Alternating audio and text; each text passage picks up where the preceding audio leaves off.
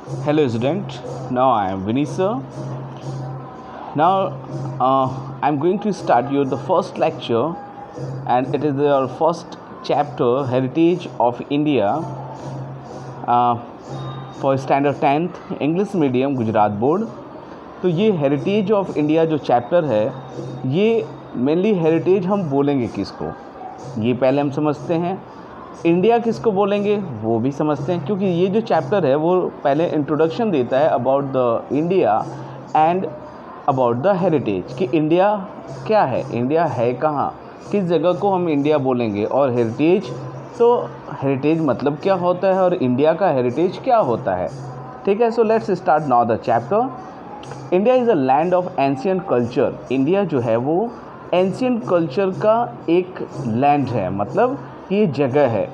Ancient Indian scripture Vishnu पुराण, India का जो एक बहुत ही प्राचीन किताब है विष्णु पुराण, उसमें लिखा है उत्तरम समुद्रस्य हिमाद्रेश्य चैव दक्षिणम वर्ष तद भारत नाम भारती यत्र संसति, कि उत्तर से लेके दक्षिण तक, जो उत्तर में हिमालय है वहाँ से लेकर दक्षिण में समुद्र तक, ये जो एरिया है उसका नाम भारत बोला गया है। ठीक है, इट मीन्स, इसका मतलब हुआ India extend from the Himalaya in a north to the Indian ocean in the south. इसका मतलब हुआ कि भारत जो है वो उत्तर में हिमालय से लेके दक्षिण में इंडियन ओशन, भारतीय महासागर तक फैला हुआ है।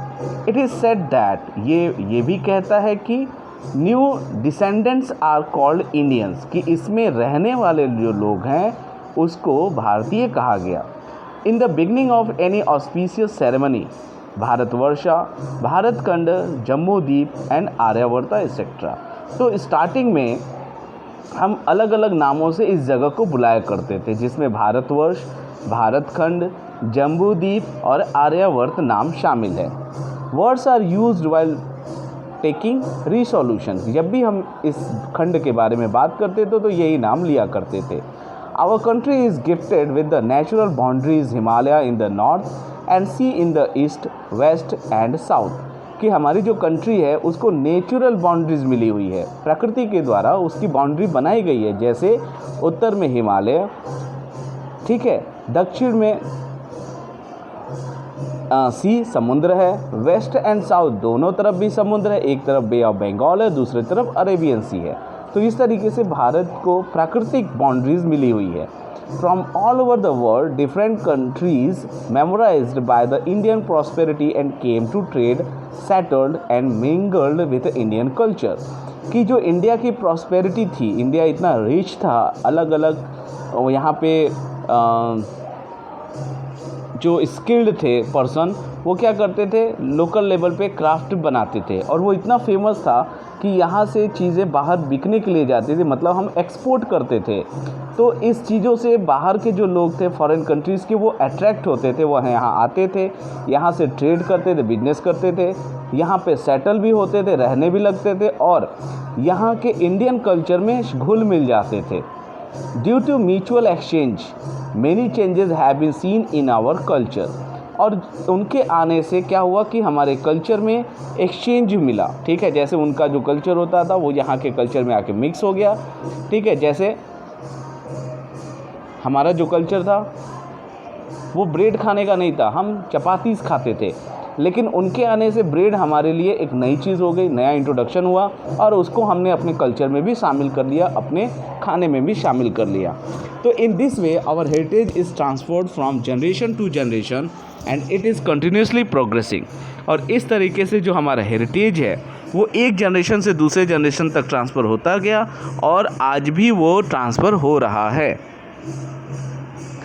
India location and area, India का लोकेशन मतलब इंडिया कहाँ है, और इंडिया का एरिया कितना है। We have already studied in a standard 9th about the present area and location of India. हमने 9th स्टैंडर्ड में ये चीज़ पढ़ा हुआ है। It was very vast in ancient time and now area wise it stand on the 7th rank and population on the 2nd, कि ये ancient time में बहुत बड़ा इसका एरिया होता था। नाउ प्रेजेंट टाइम में हम देख सकते हैं कि पॉपुलेशन बेस्ड पे ये सेकंड रैंक पे है और एरिया वाइज इसका 7th रैंक आता है। Rich and varied heritage. Now heritage क्या हो गया कि जो भी हमारे फोर फादर्स ने हमारे लिए बनाया उसको हम जनरेशन वाइज एक जनरेशन से दूसरे जनरेशन तक ट्रांसफ़र कर रहे हैं, और इसी चीज़ को जो क्वालिटी है उसको हम हेरिटेज बोलेंगे। ठीक है। Our motherland has bestowed rich and varied heritage to us so as to the world. Indian culture have been trade oriented and peace loving.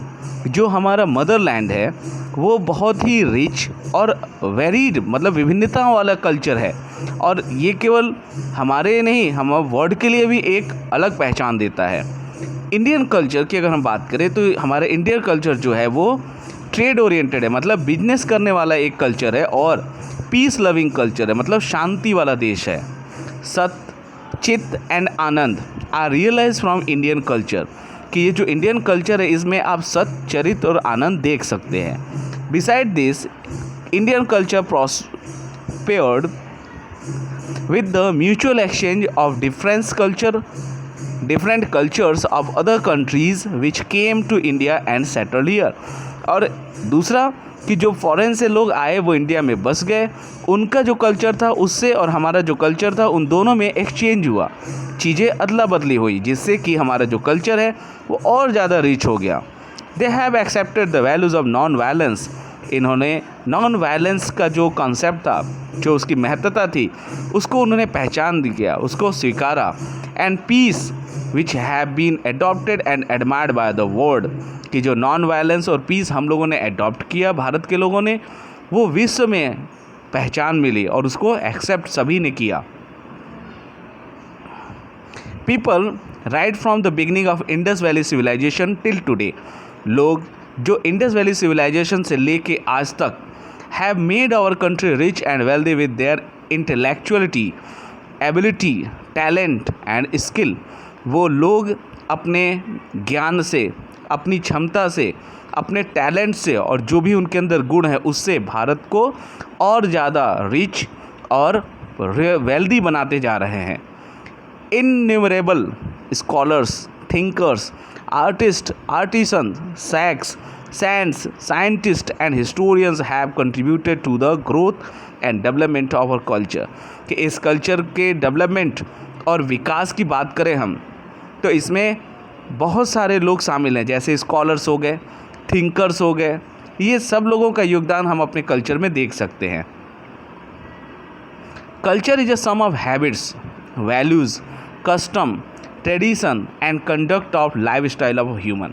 किसी भी देश के कल्चर को हम कैसे पहचान सकते हैं, तो उसको पहचानने का तरीका है कि वहाँ के लोगों की लाइफ स्टाइल देखिए, उस लाइफ स्टाइल से हम उस देश के कल्चर को पता कर सकते हैं कि लोगों का हैबिट कैसा है, लोगों की वैल्यूज़ कैसी है, लोगों के ट्रेडिशंस या कस्टम्स कैसे हैं, और इस तरीके से हम लोगों की लाइफ स्टाइल से कल्चर को पता कर सकते हैं किसी देश का कल्चर कैसा है।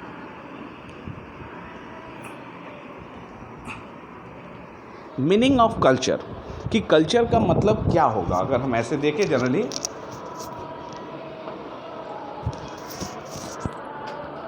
कल्चर किसको बोला जा सकता है?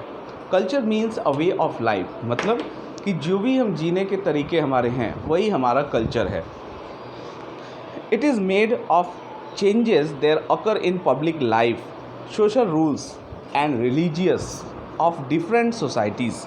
कि ये जो कल्चर है वो हमारे लोगों की लाइफ, उनका सोशल जो रूल्स है, मतलब समाज में कैसे रहना चाहिए इसको, और जो अलग अलग सोसाइटीज़ है उसके जो रेगुलेशंस हैं, जो उनके नियम कायदे हैं, उससे हमारा कल्चर डेवलप होता है। It can be said that culture is a total of habits, values, custom, traditions and ideas leading human to the highest level. कि अगर हम सीधे बात करें तो कल्चर जो है वो टोटली हमारे हैबिट्स पे, हमारे वैल्यूज़ पे, हमारे ट्रेडिशंस पे और आइडियाज़ जो हम ह्यूमन बीइंग होने के लिए सोचते हैं उस सब पे डिपेंड करता है और हमें बहुत ऊंचाई पर ले जाता है। Culture heritage of India. Heritage means a valuable gift from our forefather to us. कि अगर हम हेरिटेज की बात करें तो हेरिटेज क्या हुआ? कि जो फोर फादर से हमें एज अ गिफ्ट मिला हुआ है। जैसे कि कोई भी मॉन्यूमेंट अगर बना हुआ है पहले समय का, जैसे हम रेड फोर्ट की बात करें तो रेड फोर्ट, ताजमहल, सैयद सादी की जाली, झूलता मीनार, ऐसे बहुत सारे हैं, जैसे काकरिया लेक। तो ये सब जो मॉन्यूमेंट्स हैं या जो लेक्स हैं, ये सब हमारे फोर फादर्स ने बनाया और उसको हम लोगों को ट्रांसफ़र कर दिया, ठीक है। और ये हमारे लिए एक हेरिटेज जैसा हो गया, जिसको हमें डिस्ट्रॉय नहीं करना चाहिए, जिसको हमें कंजर्व करना चाहिए, सुरक्षित रखना चाहिए अपने आने वाले जनरेशन के लिए। Indian history is thousand of year old. Bharat का जो इतिहास है वो हज़ारों साल पुराना है। वी से इन स्कूल प्लेज, हम जैसा कि स्कूल प्लेज में बोलते भी हैं, आई लव माई कंट्री, मैं अपने देश को प्यार करता हूँ, and I am proud of its rich and varied heritage, और मैं इसके रिच और अलग अलग विभिन्न तरीके की जो हेरिटेज है उस पर प्राउड भी फील करता हूँ। In this context heritage is a precious gift from our motherland to the whole world. तो इस तरीके से हम समझ सकते हैं कि जो हेरिटेज है वो हमारे मदरलैंड का गिफ्ट है, ठीक है, और वो वर्ल्ड, पूरे देश, पूरे विश्व के लिए है। About mysterious of human life, ये हमारे ह्यूमन लाइफ का एक मिस्टीरियस पार्ट है। We divide our heritage into two divisions, कि हम अपने हेरिटेज को टू पार्ट्स में डिवाइड कर सकते हैं। Now the first is a natural heritage of India, second is a cultural heritage of India.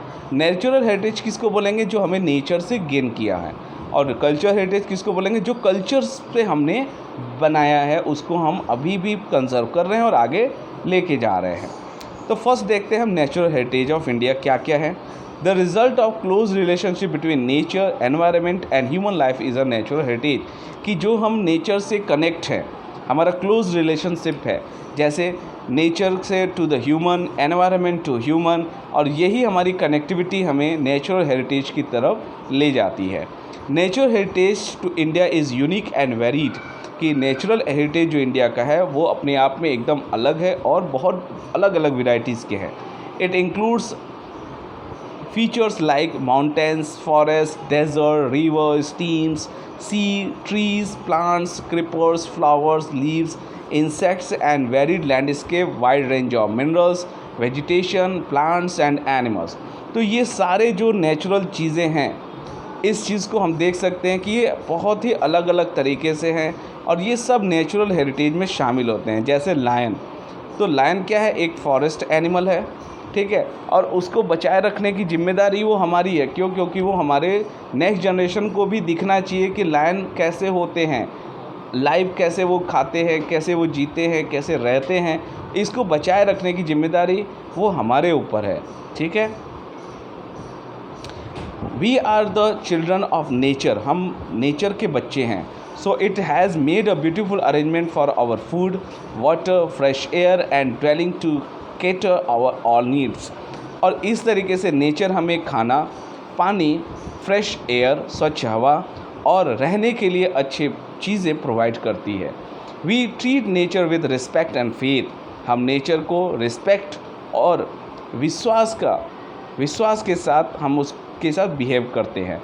The example of our close relations with nature are stories of Panchatantra and Jataka tales of Buddhist religion, कि जो हमारा nature के साथ एक human being का जो relationship होता है उसको अगर समझना है तो आप जो बौद्ध धर्म की बुक है पंचतंत्र और जातक टेल्स, इसमें आप देख सकते हैं।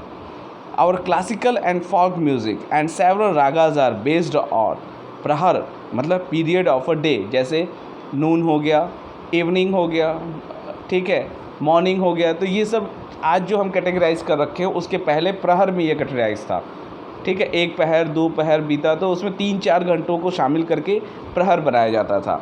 तो हम देख सकते हैं कि जो हमारा क्लासिकल म्यूज़िक है या जो फोल्क म्यूज़िक है, द रीजनल म्यूज़िक है वो सब पहले प्रहर मतलब पीरियड ऑफ डे पे डिफाइन होता था।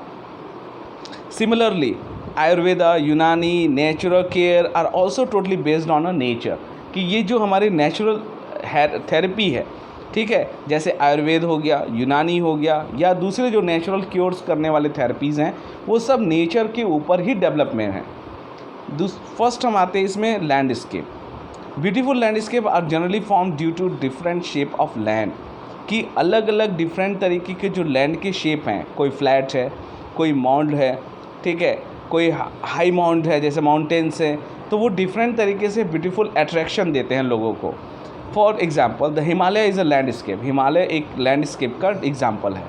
It has endured Indians abundantly with a useful vegetation and minerals. जो इंडियंस हैं उनको बहुत अच्छा मिनरल्स वेजिटेशन ये प्रोवाइड करता है। Strange birds, animals and mountain peaks covered with snow, brimming rivers are the gift of Himalayas. बहुत अलग अलग तरीके के बर्ड्स, एनिमल्स इन माउंटेन्स पीक पर हम देख सकते हैं। माउंटेन पीक्स जो होते हैं वो स्नो से कवर्ड होते हैं, और स्नो से कवर्ड होने के कारण यहाँ से बहुत ही आनंद देने वाली और स्वच्छ नदियाँ हैं वो भी वहाँ से निकलती हैं। Forest of Terai and it's a pilgrimage places of, जैसे तराई का जो एरिया है, जो फॉरेस्ट एरिया है, वहाँ पे तीर्थ यात्रा स्थान भी है, जैसे Amarnath, Badrinath, Kedarnath and summit like Nanda Devi are in Himalayas. तो ये सारे ऐसी जगह हैं जहाँ पे लोग घूमने के लिए जाते हैं, अपनी छुट्टियों को एंजॉय करते हैं और अपने मूड को रिफ़्रेश करते हैं। सिंस एंशियंट टाइम, प्राचीन समय से Himalaya has a greater importance for India, कि हिमालय जो था वो भारत के लिए बहुत ही महत्वपूर्ण भाग था। Rivers has been providing natural ways since ancient in times, कि जो रिवर्स है वो हमें नेचुरल रास्ता बना देते हैं। जैसे रिवर्स के थ्रू हम एक जगह से दूसरी जगह ट्रैवलिंग कर सकते हैं। Indian culture has flourished on the river bank of the Indus and the Ravi, कि जो इंडिया का जो कल्चर था वो इसी इंडस और रावी नदियों के किनारे डेवलप हुआ। The reverse like the Ganga, the Yamuna, the Saraswati, the Indus, the Narmada, the Godavari and Krishna etcetera, हम भारत की नदियों का ये नाम है, हम इसको समझ सकते हैं। Have profoundly influence the people of India, ये इंडिया के लोगों को बहुत ही डीपली प्रभावित करते हैं। Rivers are the source of drinking water, rivers जो हैं वो पानी पीने का एक अच्छा सोर्स है। डोमेस्टिक यूज़, घर में पानी यूज़ करने के भी अच्छे सोर्स हैं। एरीगेशन, फसल की सिंचाई के लिए भी अच्छा सोर्स है। इलेक्ट्रिसिटी, वहाँ से हम डैम बना के वाटर स्टोर करके इलेक्ट्रिसिटी भी जनरेट करते हैं। एंड वाटर वेज, मतलब समुद्री रास्तों का भी वो काम करते हैं। बिसाइड दिस, इसके अलावा man was dependent on river to develop industries of clay utensils, plastering and building of houses, कि ये जो रिवर्स है, ठीक है, इसका जो यूज़ है वो इंडस्ट्री, जैसे क्ले इंडस्ट्री हो गई, ठीक है, वहाँ भी यूज़ किया जाता है। प्लास्टरिंग जो है, जो सीमेंट्स बनाए जाते हैं, वहाँ भी उसका यूज़ होता है। फिर बिल्डिंग ऑफ हाउसेज, कि जो हाउस बनाया जाता है उसमें भी हम पानी का यूज़ करते हैं। River water has made human life beautiful and prosperous, कि जो वाटर है, रिवर का वाटर है, वो ह्यूमन के लाइफ को और ज़्यादा खूबसूरत और संपन्न बनाता है। Landscapes scenes at dawn and dusk are very fascinating on the side of river, कि जब हम लैंडस्केप मतलब पहाड़ों को सुबह और शाम के समय में देखते हैं रिवर के किनारे से, तो वो बहुत ही खूबसूरत दिखाई देते हैं। These are source of inspiration for artists and have enriched the lives of the people by developing the aesthetic sense, कि ये लोगों को एक इंस्पायर करता है। आर्टिस्ट वहाँ जाते हैं, नदी के किनारे बैठते हैं, तो अच्छे अच्छे वो सॉन्ग्स क्रिएट करते हैं, ठीक है, लोगों के लाइफ को ये इनरीच करता है, मोटिवेट करता है, और कहीं ना कहीं हमारे अंदर एक एस्थेटिक मतलब कि संसार और भगवान के बारे में सोचने की क्षमता डेवलप कराने देता है। नेक्स्ट वेजिटेशन, जो आपके नेक्स्ट लेक्चर में आएगा, और यहाँ से आप दूसरे वीडियो में यह चैप्टर कंप्लीट कर सकते हैं। Thank you.